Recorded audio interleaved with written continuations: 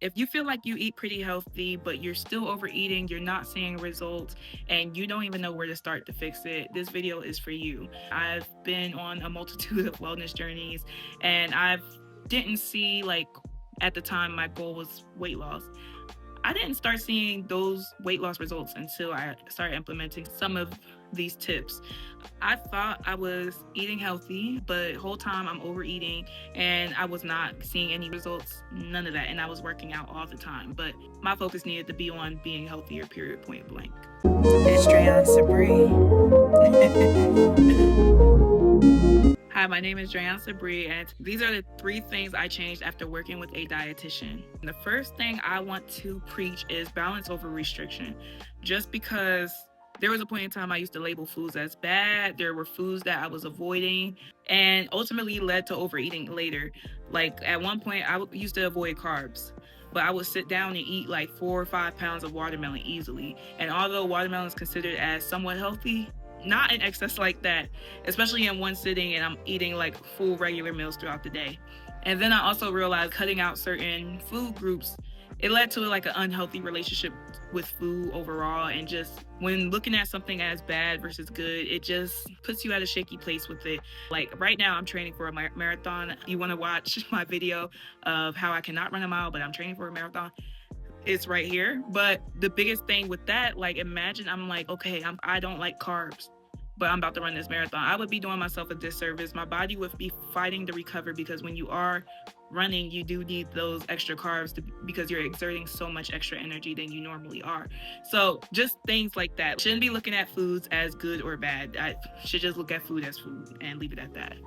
The thing is, restriction made me inconsistent, but balance made it very sustainable. Okay, one of the biggest things I got from my dietitian was meal prep structure, because I remember one time I caught myself making meal prepping some food and the whole pasta was nasty, and this was supposed to last me for like 2 lunches and a dinner.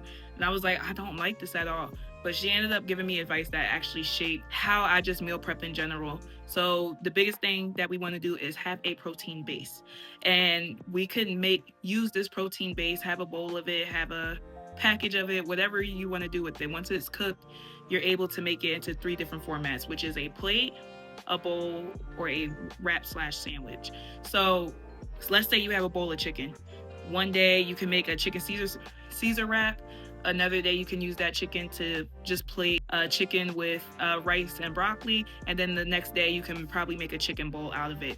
The biggest thing with this tip is more so you'll be able to be creative on different days instead of doing the same exact food every single day. Or even if you just want to switch it up, and you could assist this by having different vegetables on standby, or different sauces, or even like a different cheese supplement, whatever makes the meal better for you.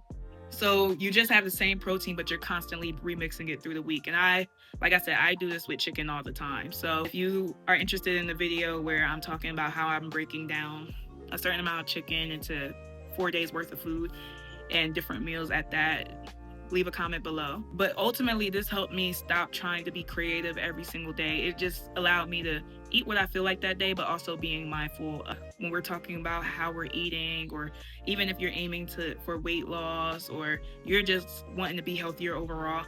The biggest thing we should aim for is a lifestyle change, not a diet. Because I think when we're going through these different journeys and we're trying to adopt a certain habit or a certain lifestyle, we aren't mindful of what's feasible to us most of the time. I know a lot of us, sometimes we're looking for quick fixes for 1 week. We're like, okay, if I do this for a week straight, then I'll be good to do it.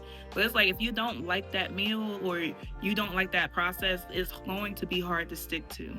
And it also requires patience, because you changing your eating habits for 1 week, you're probably not going to see the biggest results or the biggest changes in your mood or whatever your health goals are for that matter. But I want you to know that you don't need to do like a cabbage soup diet for 30 days, especially if you don't like cabbage soup or that's just not what you want to eat. Me meeting with my dietitian, it definitely promoted way more healthy eating. I was able to reach my health goals and also see big changes in just how I'm maneuvering on a day-to-day basis.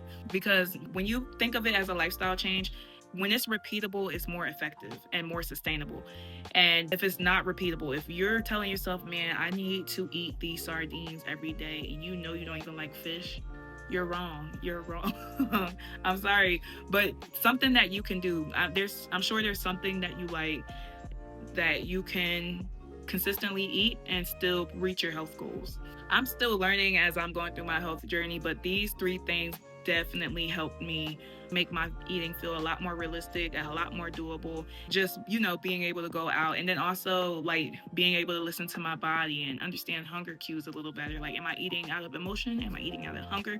There's so much value I've gained from having a dietitian. So if you have any questions about how to obtain a dietitian, or if you just want another video of a lot more tips, because that's my homegirl. She tells me a lot, and she definitely has changed my life for the better just by informing me these things. But yes. Sorry for that abrupt ending, but thank you for watching. Like, comment, and subscribe for more wellness lifestylers or self-love content. Stay tuned. Thank you.